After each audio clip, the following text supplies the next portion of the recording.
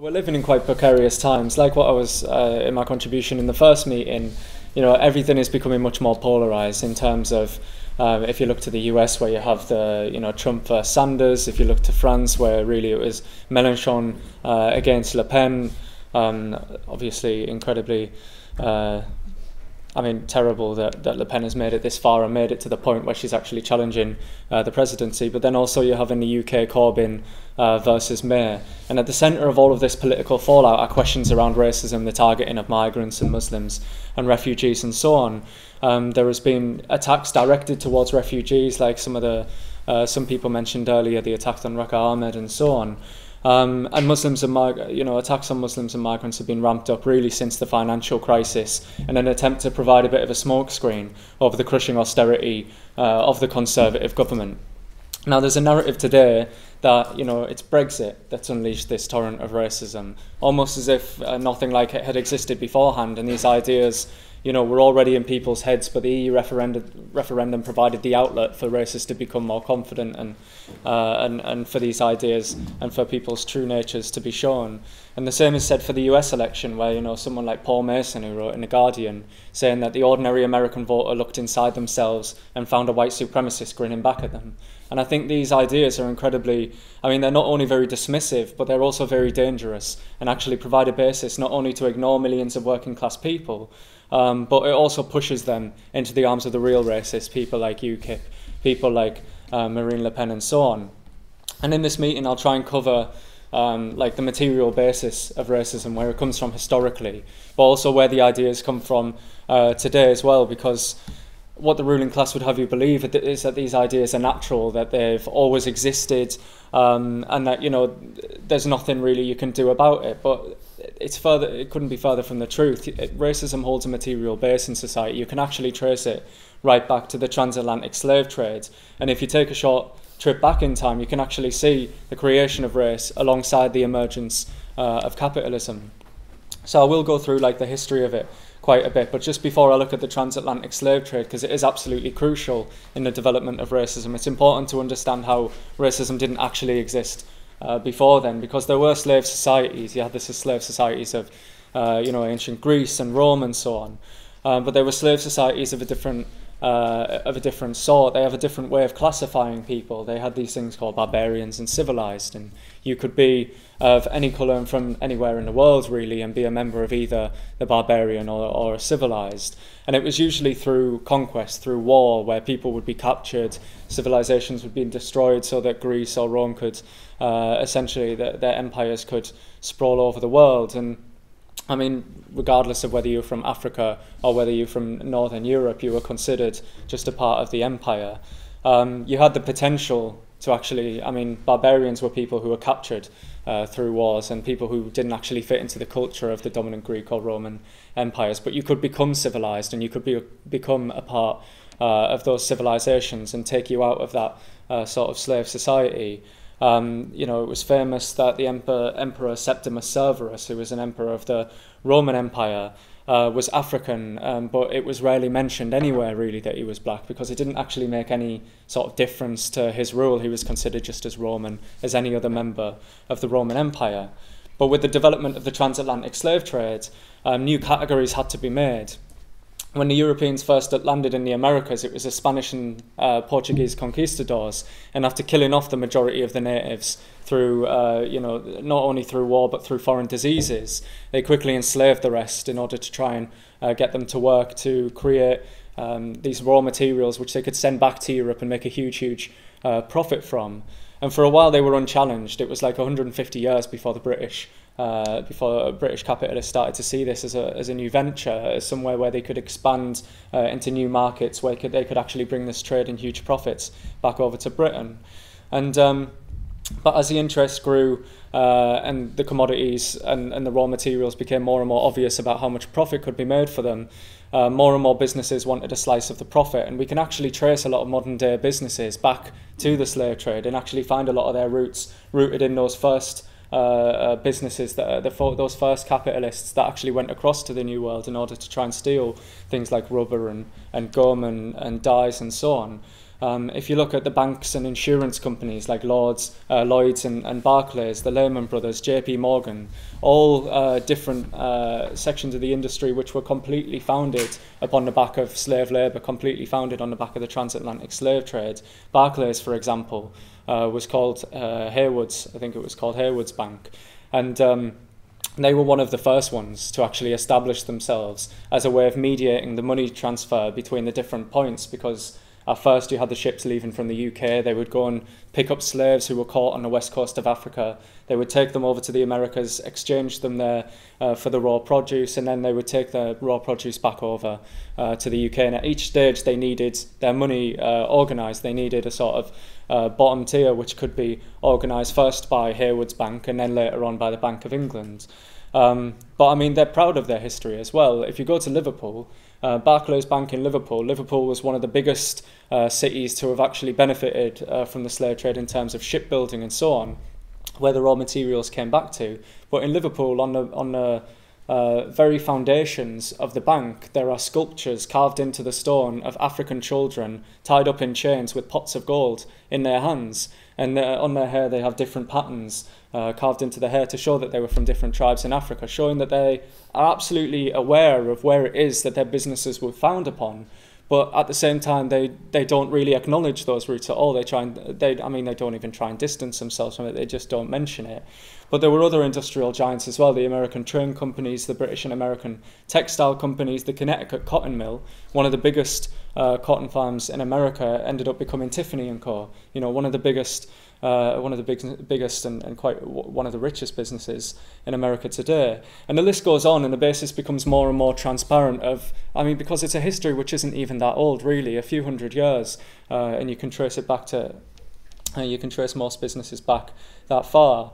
But I mean, of course, there had to be an ideology to accompany the absolute barbarity of the slave trade, because the accumulation of the wealth into a new hands of an emerging capitalist class was based on a complete disregard for human life, and in itself it needed to be justified to get away with it. For the justification, there were all sorts of different reasons before race was essentially invented.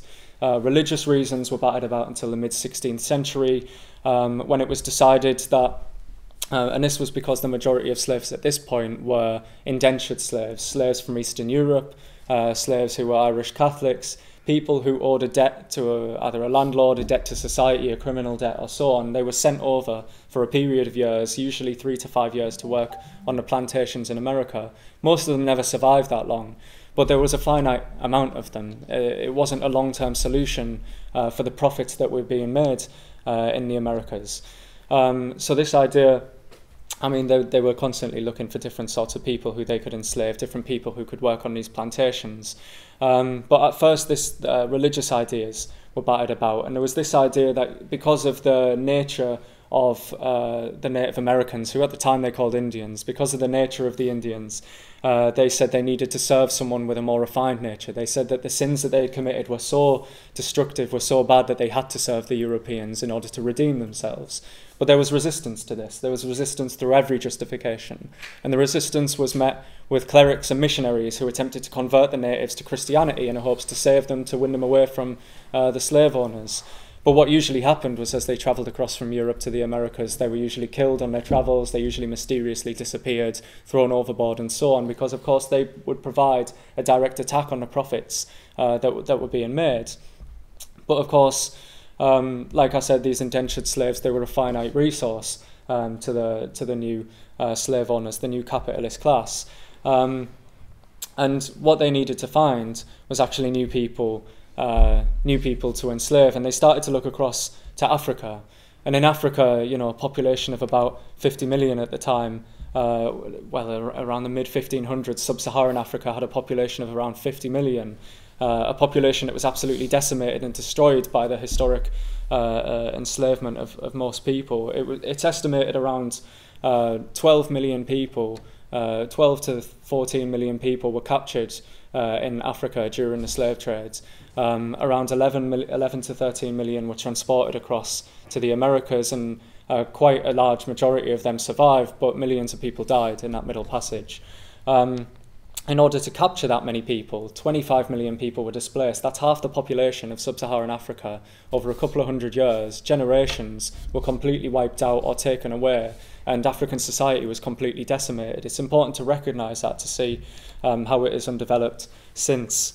But the turn towards African labour was a breakthrough for plantation owners because they needed a new source of labour without the complexities of indentured slaves. Eric Williams famously argued that the root of the slave trade was not racial, but it was economic. Realising the abundance of labour in Africa, the emerging capitalist class was able to build their new empires. The Industrial Revolution was completely built off the wealth of the slave trade. And in his book Capitalism and Slavery, Eric Williams said, "Here then is the origin of Negro slavery. The reason was economic, not racial. It had not to do with the colour of the labourer, but the cheapness of the labour. As compared with the Indian and white labour, Negro slavery was eminently superior. This was not a theory, it was a practical conclusion deduced from the personal experience of the planter. He would have gone to the moon if necessary for labour. Africa was closer than the moon." Now this was also at a time when there were thinkers of the Enlightenment, of the idea that all men are born equal. Still not yet that all men and women were born equal, but at least that all men were born equal. And this was in a complete contradiction to what was happening with the enslavement of millions of people. Thousands and thousands every single day being stolen from Africa and shipped across to the Americas.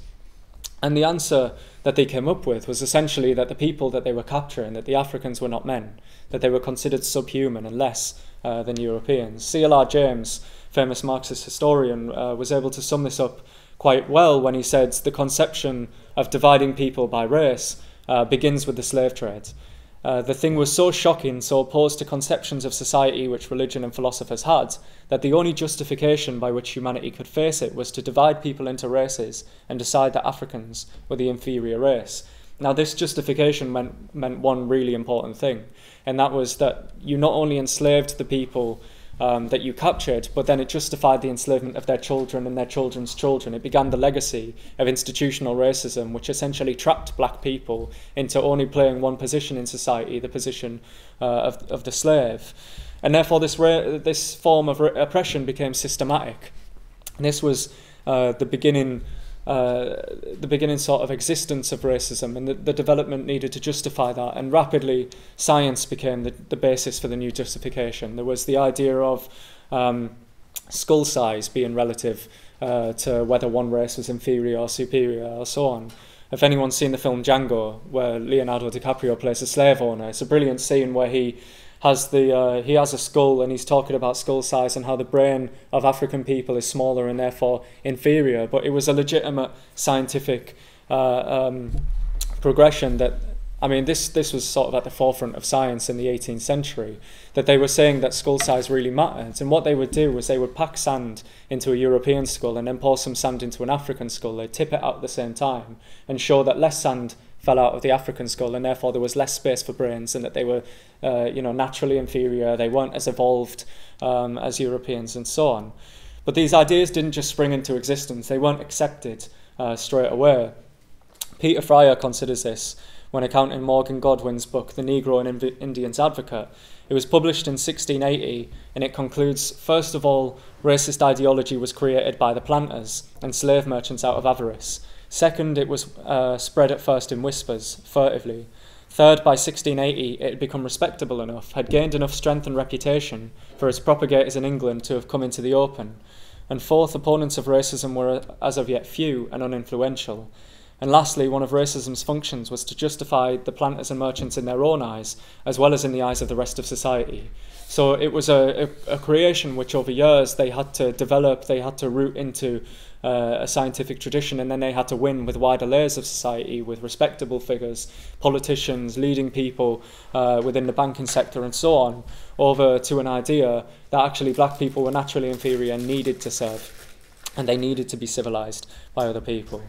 Now in 1760, really this was the height of the slave trade. You can see where this justification ends up. There was a Universal History, 23 volumes long, which was published, and this was the forefront, the breaking edge of modern science. And in this book it describes Africans as being proud, lazy, treacherous, thievish, hot and addicted to all kinds of lusts, and ready to promote them in others. It describes them as being brutish, savage, cruel and revengeful, devourers of human flesh and quaffers of human blood, inconstant, base, treacherous and cowardly. And it carries on and carries on and carries on. And a lot of what it says in that book, things about them being, the few manufacturers and handicrafts which are amongst them are carried out with the same rude and tedious stupidity. This idea that black people are lazy, that they're also animalistic and incredibly violent, and so on. There's still a lot of that which actually carries on through today in the racism which is directed towards black people, the animosity which is directed to them, and so on. So here then lies the basis and the creation of racism, but it by no means ends there. If we fast forward to the 20th century, I'll look at the US first. Segregation was used to separate black and white all the way up until the 70s. But at the beginning of the 20th century, more and more disputes were being brought about between people, whether they were considered black or whether they were considered white. And it was becoming a more and more common case in which something needed to be done about it, because there was a famous case with a guy called Homer Plessy. In 1896, at the very end of the 19th century, he was moved from the white section to the black section of the bus. And he detested this. His argument wasn't that they should sit together and they shouldn't be separate sections, but that he should be considered white. And this was an incredibly important case because it went all the way to the high courts. And the court admitted that it was important to be able to determine who was white and who was not, and having the ability, because since having the ability to be white was also essentially a form of property, they had the ability to go and work in proper jobs, they had the ability to integrate into society properly, they had the ability to get healthcare, no matter how limited it was, more than what black people had the ability to get. So in 1921, when cases like this were becoming the norm, the powers that be decided that there needed to be a definition of a white person. And if you've heard this before, you'll probably know about how absurd this is, but they said a white person has been held to include an Armenian born in Asiatic Turkey, a person of but 1/16 Indian blood, an Assyrian, but not to include Afghans, American Indians, Chinese, Filipinos, Hawaiians, Hindus, Japanese, Koreans, Negroes, nor does a white person include a person having 1/4 of African blood, a person in whom Malay blood predominates, a person whose father was a German and whose mother was a Japanese, a person whose father was a white Canadian and whose mother was an Indian woman, or a person whose mother was a Chinese and whose father was the son of a Portuguese father and a Chinese mother. And it sounds, absolutely ridiculous. And if anything, this really exposes how ridiculous the concept of race is. But of course, that concept also has real material repercussions on then how people's everyday lives are actually experienced. And this idea of this concept of being superior or inferior, depending on the colour of your skin, where you come from, or the religion that you believe in, has always been met with resistance as well. Slavery, was essentially abolished because of huge resentment, mass rallies, direct action, the rebellions that happened on the slave plantations, and so on, as well as solidarity actions that took place in Britain and in the mills where people struck in America, and so on. Essentially action taken collectively by the working class and by slaves together, not because people like William Wilberforce or Abraham Lincoln or anything like that were really good people. And whilst the ruling class needs to divide in order to rule, the working class has proven time and time again that it holds its strength and its ability to collectively organise. So the racism spat out by our rulers needs to be recreated and reinvented over time in order to distract, divide and confuse the working class about who the enemy is and who isn't. This is partially why over the last 100 years we've seen such a dramatic change in the several different targets of who is at the sharp end of racism. It's also because of the failure of Nazism and eugenics and the way in which that was taken to actually murder millions and millions of people. And then the downfall of those ideas has meant that different targets have needed to be, different people have needed to be targeted. It's not popular enough to say, it's not popular anymore to say that black people are inferior simply because the colour of their skin. The target has to change to be one which is actually more cultural, one which is about the ideas in which people carry and so on. And if we just look over the 1900s, Irish Catholics attacked Jews at the beginning of the 20th century that still carries on today. Attacks towards people who were moving from the Commonwealth, different waves of migrations in which migrants from these countries, Bangladesh, India, Pakistan and so on, have been attacked over years and years. And now the shift has really been towards Muslims, towards refugees, creating what Nigel Farage has called a fifth column in society, an enemy within. And this has been an incredibly successful campaign, bolstered by the tragedies of things like 9/11, the London bus bombings over the last few years, the attacks, the terror attacks that we've seen across Europe, particularly in France. These are all latched onto as a way of developing a racist political narrative which actually marginalises a group of people within society and labels them as another which exists within society but is not part of that society. Muslims are being created to see as if they have a completely separate identity, which is actually incoherent with any sort of identity of the West, with any sort of, that you see this creation of British values and so on, that this is in somehow a contradiction to what Muslims believe and that they are inherently backwards. In 2010, the Guardian journalist Gary Young argued that the last decade had witnessed a sharp regression and a shift of emphasis from race to religion, from colour to creed and culture, and has grafted old views onto new scapegoats. And Islamophobia is very important to understand. It most resembles anti-Semitism in that it seeks to other and then victimise a minority group on the basis that their culture and essential beliefs are fundamentally different and fundamentally a threat to the rest of society. And a number of important transformations are taking place in terms of the intellectual justifications for racism and its targets. If creed and culture have come to the fore, then so have ideas of nationality and citizenship, which don't necessarily correspond to older ideas of race concerned with biology and skin colour.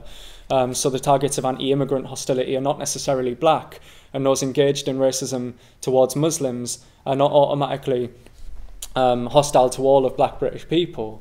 That fact alone confuses the discussion of racism and gives racists an important alibi. Many people who attack Muslims are not, many people who are vilifying Muslims will earnestly explain that they are not racist because Islam isn't a race, and that they only intend to defend human rights or British values from a culture that violates them. By saying that Muslims aren't a race, as if this resolves the controversy. But of course, the existing forms of racism, racism is a very fluid thing which doesn't hang above society in some sort of ether or anything like that. It's absolutely rooted in the ideology of the ruling class and the way in which the press specifically targets groups of people in the interests of not only selling their newspapers but reinforcing the ideology of the current government in if you look at the existing forms of racism, whether it's on the persecution of Roma people, anti-Semitism, institutional racism based on skin colour or xenophobia against migrants, they are not only embedded in society, they have been revitalised by the growth of Islamophobia. The erosions of civil liberties and freedoms, such as the attacks would prevent, for example, on Muslims, represents a much wider threat. And although the wellsprings of Islamophobia have been flowing for some time, racism, like I said, is not an idea which floats above society. It's expressed within particular historical circumstances and social relations. Islamophobia is made real within local politics, within nationalised politics, like we see with the rise of Pegida, the resistance against them is actually absolutely brilliant. It showed you really how you react to a mass movement like that, which goes out onto the streets and targets Muslims. The biggest way to react is actually in a united front, which smashes them back. Unfortunately, this hasn't been the case in rejecting the politics of the Front National. But its primary driver is the Western powers' political agenda, their military interventions in the Middle East and other Muslim countries. The racism now which is directing towards Muslims is intrinsically linked to the imperialist policies of the Middle East. It's impossible to actually take those two apart. If you look at the idea of, liberating and so on, in France they talk about they need to get rid of they banned the burqa because it's liberating for women and so on. These are the same ideas which they talk about when they go to invade in Syria, when they go to bomb in Iraq and so on. It's all about taking them away from these dictators, trying to save these people. It makes up it's all around the question of radicalisation and so on, but this is what the ruling class talks about time and time again, liberation, and essentially taking an idea from the left and abstracting it. But the reality that this creates for Muslims, who only make up 4% of Europe's population, is incredibly destructive. The majority of Europe's Muslims lack or are denied any meaningful political or economic influence and power at a national level. They're among the most deprived members of the working class, suffering discrimination, structural unemployment, and the effects of poverty and so on. There was a 2014 report based on the Office of National Statistics data which found Muslims are facing the worst job discrimination of any minority group. And this is like what someone talked about in the first session, you know, the successive waves of migration mean that the newest migrants, the newest layer to be attacked, are also at, you know, the most impoverished, the worst end of austerity, the worst end of job losses and so on. So in Britain, they have the lowest chance of being in a work or managerial role. Researchers found that Muslim men were up to 76% less likely to have a job of any kind compared to their white Christian counterparts, and who of the same age with the same qualifications. Muslim women were up to 65% less likely to be employed than their white Christian counterparts. And of these in work, the researchers found that only 23% and 27% of Muslim Bangladeshis and Pakistanis respectively had a salaried job. So the task then is to deepen the relationship between the new layer, the new generation of Muslim and BME activists and the wider left and social movements. It's clear that Stand Up to Racism actually is that vehicle in which we have the ability to do that, in the action which we saw yesterday, but also the national demonstrations which take place in March, the Stand Up to Trump demonstration which is coming up in October, and the conferences which will be carrying on as well. It's clear that we need to be involved, as involved as we possibly can do in that movement, but we also have to make sure that our politics aren't dissolved into that movement, and that we maintain a material understanding of where it is that racism actually comes from and who it benefits. Because a recognition of a class divide which is held in place with these reactionary ideas becomes more visible by the day. I think it's becoming more and more obvious to people that there is a difference between what it is that Theresa May says and what it is that people actually experience in their day-to-day lives. I want to just finish on a quote by Malcolm X where he says, "I believe there will ultimately be a clash between the oppressed and those that do the oppressing. I believe that there will be a clash between those who want freedom, justice and equality for everyone and those who want to continue the systems of exploitation. As long as capitalism remains intact, our rulers will recycle old racisms and spit out new ones. And to be serious about fighting racism, we also have to be serious about fighting the system that it depends on as well."